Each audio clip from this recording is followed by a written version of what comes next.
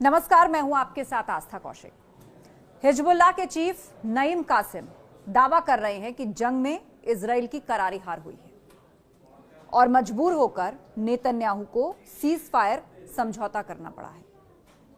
लेकिन इस बीच एक और बड़ी जंग शुरू हो गई है और माना जा रहा है कि यह जंग इजराइल और हिजबुल्लाह की जंग से भी बड़ी है। हम बात कर रहे हैं सीरिया की। सीरिया में पिछले 5 दिनों में 500 से ज्यादा लोगों की मौत हो गई है। कहा जा रहा है कि सीरिया में एक तरफ है अमेरिका, इजराइल और तुर्की और दूसरी ओर है रूस और ईरान।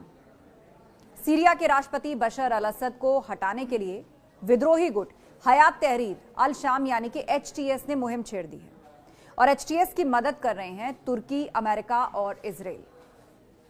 अमेरिका और इजराइल बशर अल असद का तख्ता पलट कराना चाहते हैं और इसीलिए वो असद की सेना को हराने में जुट गए हैं। लेकिन इस बीच इस लड़ाई में हो गई है ईरान और रूस की एंट्री।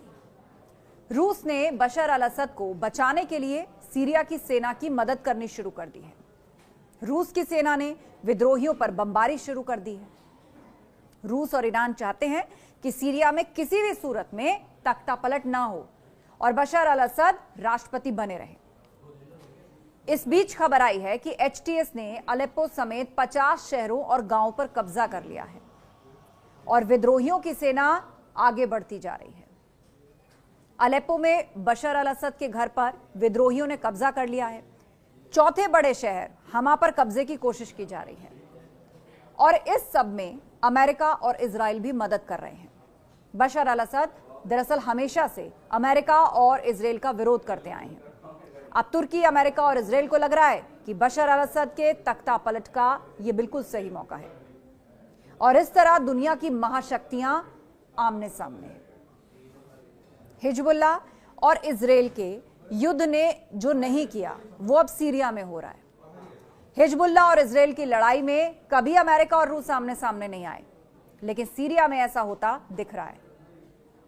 वही सीज फायर के बीच हिजबुल्लाह और इजराइल ने एक दूसरे पर सीज फायर के उल्लंघन का आरोप लगाया। हिजबुल्लाह के मुताबिक इजराइल बॉर्डर से सटे गांव में लौटने वालों पर हमला कर रहा है और इजरायली टैंकों ने गुरुवार को बॉर्डर के पास वाले इलाकों पर हमला किया है।